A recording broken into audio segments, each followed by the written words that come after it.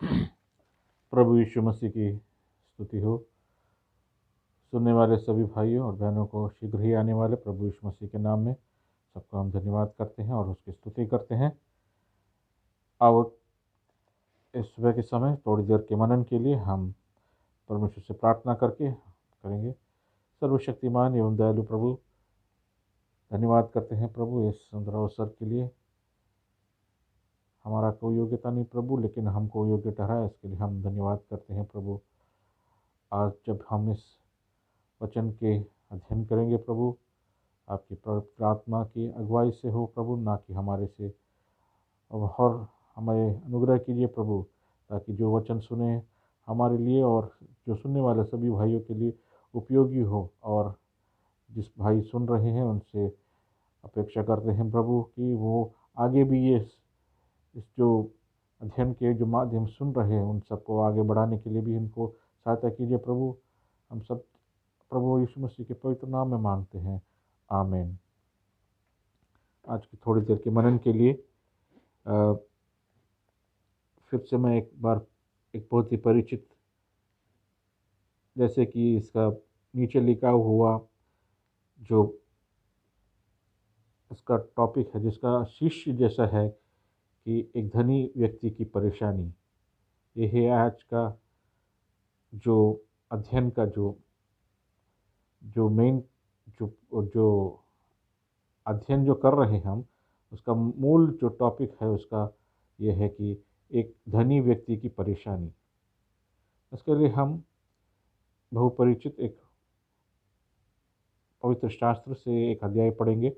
लूका रचित सुसमाचार उसका 16 अध्याय, लूका रचित सुसमाचार उसका 16 अध्याय उसका 19 से लेकर 31 तक हम पढ़ेंगे। लूका रचित सुसमाचार उसका 16 अध्याय उसका 19 से लेकर 31 तक।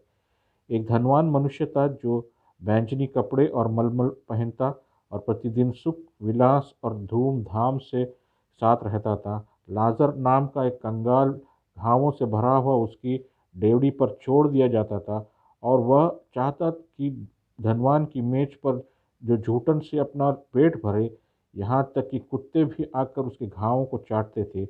ऐसा हुआ कि कंगाल मर गया और स्वर्गदूतों से उसे लेकर अब्राहम की गोद में पहुंचाया। वह धनवान भी मरा और गाड़ा गया और अधोलोक में उसके पीड़ा में पड़ गए। अपनी आंखें उठाई और दूर से अब्राहम की गोद में लाजर को देखा। तब उसने पुकार कर कहा, हे पिता अब्राहम, तुम पर दया करके लाजर को भेज दे, ताकि वह अपनी उंगली पर सिरा पानी में भिगोकर मेरी जीभ को ठंडी करे, क्योंकि मैं ज्वाला में तड़प रहा हूँ। परंतु अब्राहम ने कहा, हे पुत्र, स्मरण कर कि तू अपने जीवन में अच्छी वस्तुएं ले चुका है, और वैसे ही लाजर बुरी वस्तुएं, परंतु अब वह यहाँ शांति पा रहा है और तू तड़प रहा है। इन सब बातों की छोड़ हमारे और तुम्हारे बीच एक भारी गड्ढा ठहराया गया है कि जो यहाँ से उस पार तुम्हारे पास जाना चाहे वे ना जा सके, और ना कोई वहाँ से उस पार हमारे पास आ सके। उसने कहा, तो हे पिता, मैं तुझसे विनती करता हूँ कि तू उसे मेरे पिता के घर भेज, क्योंकि मेरे 5 भाई हैं। वह उसके सामने इन बातों की गवाही दे, ऐसे न कि वे भी इस पीड़ा की जगह में आए। अब्राहम ने उससे कहा, उसके पास तो मूसा और भविष्यद्वक्ताओं की पुस्तकें हैं, वे उसकी सुने। उसने कहा, नहीं हे पिता अब्राहम, पर यदि कोई मरे हुए में से उनके पास जाए तो वो मन फिराएगा। उसने उससे कहा, जब वे मूसा और भविष्यद्वक्ताओं को नहीं सुनते, तो यदि मरे हुए में से कोई जाए तो भी उसे नहीं मानेंगे। प्रभु यीशु मसीह की स्तुति हो। ये अध्याय मुझे नहीं लगता बहुत लोगों को अच्छी तरह से पता है, एक गरीब और अमीर के बीच में है। संसार को जब से परमेश्वर ने रचा है, हर एक जो रचा हुआ चीज़ है, हर एक चीज़ के लिए एक मकसद है, परमेश्वर ने रचा हुआ है। इसका कोई ना कोई मतलब तो होता। हम गौर से अगर देखेंगे, जब परमेश्वर ने रचा मनुष्य, एक आदमी औरत को सृष्टि किया, उसका ऊपर एक विचार था, उसका ऊपर एक मकसद था। और आगे जाके जब देखते हैं तो परमेश्वर ने एक समूह बनाया और अलग अलग भाषाएं की, सबके लिए परमेश्वर का कोई ना कोई योजना था, कोई ना कोई उसका मतलब था। इस संसार में जब से रचा हुआ तब से हम देख सकते हैं अमीर और गरीब, ये सब हम जब से दुनिया कायम है तब से हम देखते आए हैं अमीर और गरीब का। ये जो है परमेश्वर का रचा हुआ एक योजना है इस दुनिया के लिए। इस वजह से योजना ऐसा बनाया है कि अमीर को अगर बनाया है, अमीर को अगर बनाया गया है तो उसे ज़रूर उस जो जो निर्धन व्यक्ति है, जो गरीब व्यक्ति है, उसको सहायता करने के लिए अमीर को बनाया, ना कि उसको सताने के लिए। यहाँ पर हम देखते हैं ये अमीर व्यक्ति लाजर नाम एक व्यक्ति को इतना उसको पीड़ा देता है, मतलब उसको इतना उसको पीड़ित करता है, पीड़ित करता मतलब उसको जो मिलने वाला जो चीज़ें था, भले वो समझता है कि वो सब जो कुछ मेरा है सब कुछ मेरा है, धन दौलत ये सब कुछ मेरा है। ये हर धनी इंसान का बहुत बड़ा गलत फहमी है। कोई भी अगर कोई धनी व्यक्ति समझता है कि जो कुछ मेरे एक मैं धन इकट्ठा कर रहा हूँ ये मेरा खुद का है, मेरे खुद का मेहनत का है, वो बहुत बड़ा गलत फहमी कर रहा है। संसार में जो कुछ धनी व्यक्ति धन जब देता है परमेश्वर, वो ये समझना चाहिए ये मेरे बल से नहीं बल्कि ऊपर वाले ने मुझे दिया है। कोई भी धर्म का होगा ऐसा समझना चाहिए कि ये जो धन मुझे दिया है ये मेरे मेहनत से ज़्यादा इस परमेश्वर ने मुझे दिया है। ये एक समझ अगर किसी भी धनी व्यक्ति के अंदर आ जाता है तो वो कोई भी गरीब इंसान को भूखा नहीं सोने देगा। हम देख सकते हैं संसार में आज देख सकते हैं कितने करोड़ों करोड़ों भूखे लोग हैं, कितने करोड़ों लोग गरीब हैं। ये कैसे इतने गरीब बन जाते, इतने गरीब क्यों बन जाते हैं?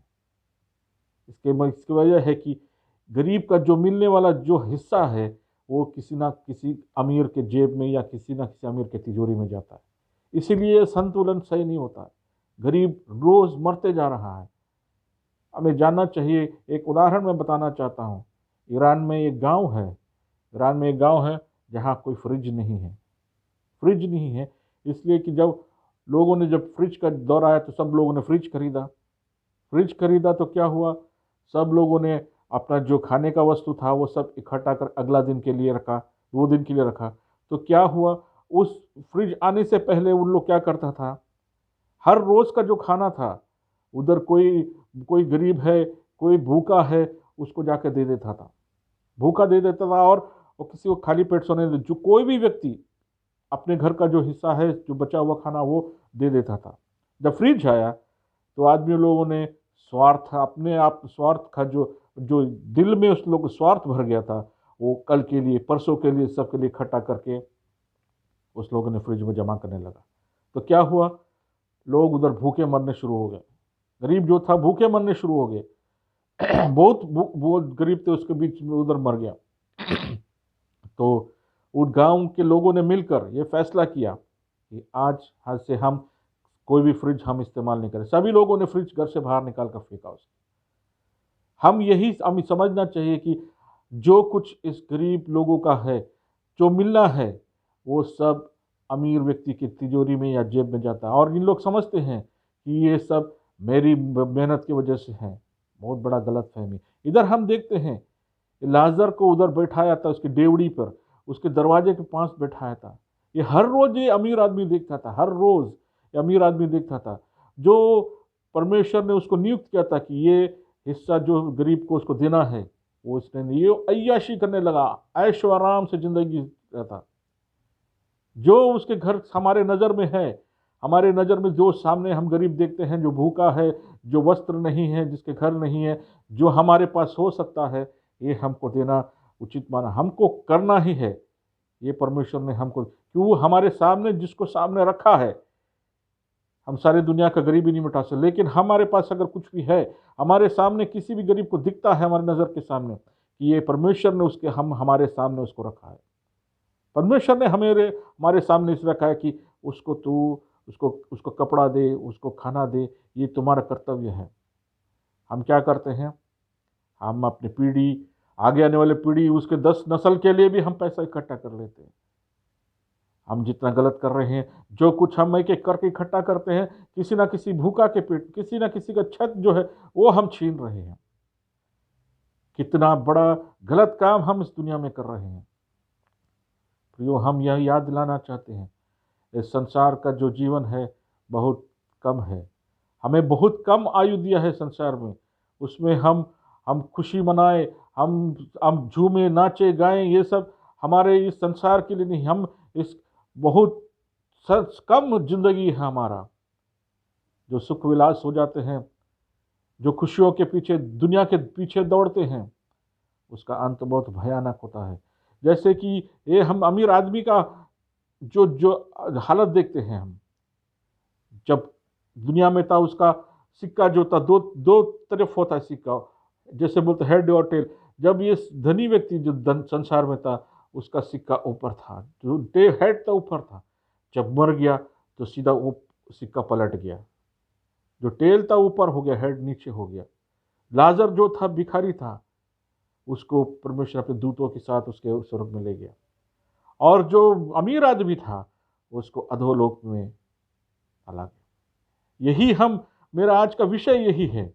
उस अमीर आदमी का परेशानी सबसे बड़ी परेशानी है। वो देखो कैसा वो परेशान इस वजह से है, उसको नरक में डाला वो तो सही है, उसको यातनाएं सह रहा है, पीड़ाएं सह रहा है, लेकिन उसको इस तरीके से उसको परेशानी इस वजह से है क्योंकि लाजर स्वर्ग में है, अब्राहम की गोद में है। उसको वो चीज का परेशानी है जो व्यक्ति को हम हर रोज देखते हैं, हम उसको खाना नहीं दिए, हम उसको छत नहीं दिए, हम उसको दवाई के लिए पैसे नहीं दिए, दवाई नहीं किया उसके लिए, वो व्यक्ति आज अब्राहम के गोद में बैठा हुआ, उसे वही सबसे बड़ी परेशानी है उसको। यहाँ पर हम देखते हैं कि लाजर को बेच, वो खुद नहीं कहता कि अब्राहम तू आके मेरे होठ गीला कर, उसको कहता है लाजर को बेच। उसका वो जो नजारा है, उसको दिल में उसको बर्दाश्त नहीं हो रहा कि मेरे घर के साथ डेवड़ी के सामने भीख मांगता हुआ आदमी देखो आज किधर बैठा सुख विलास में है, वो आज सुखी है, मैं आज किधर पपीड़ा में उसे वो बर्दाश्त नहीं हो रहा था। वो क्या बोल रहा था, उसके उंगली डुबा कर मुझे मेरे होंठों को थोड़ा गीला कर। वो क्या समझता था कि उसको भेजेगा, मैं उसको हाथ पकड़ के उसको भी नरक में खींचेगा, उसको बर्दाश्त नहीं हो रहा था। यही चीज, यही अवस्था है हमारी। हम आज अगर सुख विलास में हैं, हमारे सामने कोई व्यक्ति परेशान है, अगर हम दूर भाग रहे हैं, हम उसको अनदेखा कर रहे हैं, समझ लेना चाहिए एक दिन वो व्यक्ति ऊपर होगा और हम उसे देखकर अपने दिल को कोसेंगे, भाई हमने क्या किया, भाई ये क्यों, वो इंसान जिसको हमने डेली हम उसको देख उसका परेशान कर रहे, हम उसके मजे ले रहे थे, आज वो ऊपर है। हमारा हालत ये है। और परमेश्वर और इब्राहिम क्या कहता है कि हमारे बीच में एक बहुत बड़ा खड्डा है, उसका रिश्ता, ना मैं उधर आ सकता हूं ना तू मेरे पास आ सकता है, बहुत बड़ा फासला है मेरे प्रियो। और कहता है कि वो तुम वो लाजर को भेज, मेरे घर में भेज, मेरे परिवार में भेज, मेरे 5 भाई है उनको, उसको समझा, सुसमाचार सुना। तो क्या कहता है कि सुसमाचार वो तुम्हारे पर भविष्य करता है, मूसा है से भविष्य उसको सुने। अगर उसका नहीं सुनता है तो इसका भी नहीं सुनेगा, मरे हुए में से जाएगा तो कैसे सुने। तो मैं आप लोग से याद दिलाना चाहता हूं भाइयों, हम सुसमाचार इस दुनिया में सुनाते हैं, कोई जो मरे हुए में से कोई आके सुसमाचार नहीं सुनाएगा। नरक में जाने वालों के लिए हम लोग, हमारे जैसे लोग, सुसमाचार इस दुनिया के कोने कोने में सुनाते हैं। ये जो भयंकर नरक है, हम सोचते हैं कि नरक कोई चीज नहीं है। मैं याद दिलाना चाहता हूं भाइयों, संसार में परमेश्वर ने हर चीज के लिए कोई ना कोई जगह बराबर उसको दिखाने के लिए कुछ ना कुछ रखा है। तुर्कमेनिस्तान में एक जगह है जो 1971 से बहुत बड़ा खड्डा है, बहुत बड़ा खड्डा, जिसको आज तक आग जल रहा है, गंधक है उसमें उसमें आग 50-52 साल हो गया, आज तक वो आग बुझ नहीं, इतना बड़ा कुंड है वो। और उसको आप यूट्यूब में अगर उसको दबा के अगर देखें, उसका नरक का दरवाजा बता, द वे टू हेल, ऐसा दरवाजा उसको आप लोग कोई भी यूट्यूब में दबा के देख सकते हैं उसे। वो नरक का दरवाजा जो है वो नरक नहीं है, वो परमेश्वर सिर्फ दिखाने के लिए कि नरक का कुंड भी है जो कभी आग नहीं बुझ सकता। और सबसे बड़ी नरक का जो मैं बात बताना चाहता हूँ, उसका जो है पैर कभी टिकता नहीं है, वो हवा में रहता है। वो एक तो जल रहा है, पीड़ा सह रहा है, और जल ऐसा रहा है, परमेश्वर ने देखो अग्नि पर्वत जो दिखाए, बहुत जगह देखते, कोई संसार का कोई उपयोगी नहीं है वो चीज़।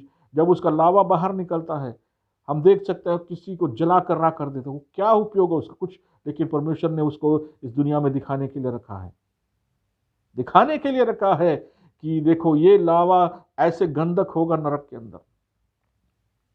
हम किसी को डराने के लिए नहीं कह रहे, लेकिन जो डरने वाली चीज़ वो डरना चाहिए। हमारे जैसे लोग जो हैं, गरीब जो लोग हैं, सुसमाचार जब सुनाते हैं, तो भी भाइयों उसको स्वीकार कीजिए। जो नरक का दरवाज़ा है वो खुला हो को बहुत जल्द खुलने वाला है। जो कोई नहीं मानता है, उसके जो प्रभु यीशु मसीह संसार में जब आया था, वो उस नरक का जो जो पीड़ा था सभी संसार के लिए वो सह लिया था। उसने उस कलवरी क्रूस पे सारे लोगों के लिए उस नरक का पीड़ा हर एक के लिए सह लिया था।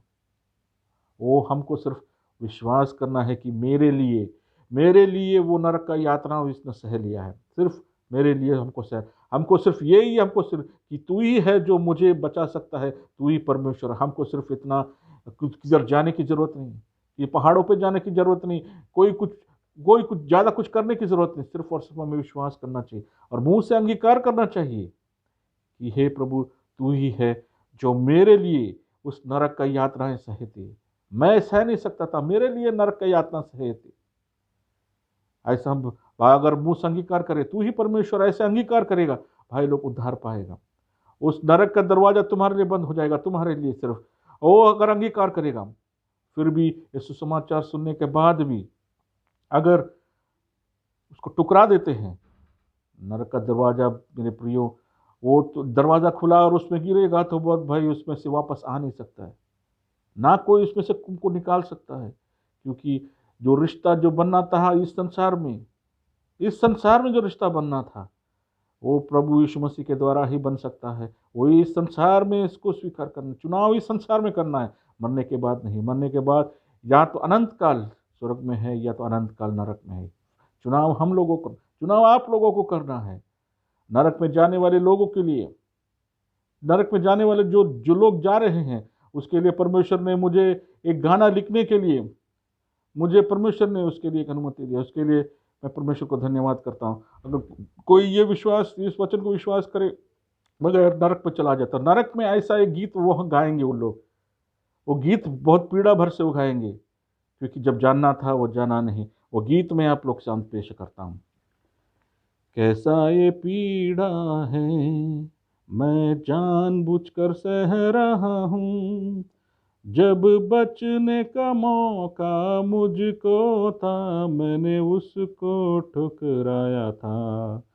जब बचने का मौका मुझको था मैंने उसको ठुकराया था। कोई बचाओ मुझे, कोई निकालो मुझे, ये दर्द सहन होता नहीं। कोई बचाओ मुझे, कोई निकालो मुझे, ये दर्द सहन होता नहीं। कई बार मैंने सुसमाचार सुना था लेकिन मैंने ठुकराया था। कईयों को मारा मैंने, कईयों को लूटा मैंने, इसलिए आज यहाँ पर हूँ। कईयों को मारा मैंने, कईयों को लूटा मैंने, इसलिए आज यहाँ पर हूँ। कोई बचाओ मुझे, कोई निकालो मुझे, यह रिश्ता न तोड़ मुझसे। कोई बचाओ मुझे, कोई निकालो मुझे, ये रिश्ता न तोड़ मुझसे। मेरे प्रियो, ये रिश्ता ना तोड़ मुझसे उधर गाएगा तो भी कोई फायदा नहीं। वो रिश्ता जो है हमको इधर संसार में कायम करना है। परमेश्वर हमसे यही आग्रह करता है कि ये जो सुसमाचार हम सुनते हैं उससे स्वीकार कर लीजिए, उस प्रभु यीशु मसीह को स्वीकार कर लीजिए। उस अनंत काल के नरक से बचने का सिर्फ और सिर्फ एक ही रास्ता है। आसमान के नीचे और धरती के ऊपर सिर्फ एक ही रास्ता है, वो है प्रभु यीशु मसीह। हमारा कहने का, हम लोगों का यही मतलब है कि आप लोगों के सुसमाचार सुनाए, ना कि हम ये यूट्यूब चैनल में ऐसे करके, ना कोई हमको सब्सक्रिप्शन चाहिए, ना कोई हमको लाइक चाहिए। हम सिर्फ यही चाहते हैं कि ये सुसमाचार आपको जितना भी लोगों से आगे बढ़ा सकता है बढ़ाए। आप लोग खुद बोल नहीं सकते हैं, तो अगर एक भी लोगों को आप पर ये सुसमाचार अगर आगे बढ़ाया तो आप लोगों ने बहुत बड़ा काम कर लिया। आपके दोस्तों को जो नहीं जानते हैं, इससे मैं कभी नहीं कहता हूँ कि इसको सब्सक्राइब करें या लाइक करें, खाली इसको शेयर जितना कर सके करें। ये मैं चाहता हूँ भाइयों, प्रभु आप सबको इस वचन से अनुग्रह करे। प्रभु यीशु मसीह के नाम की महिमा हो, आमीन।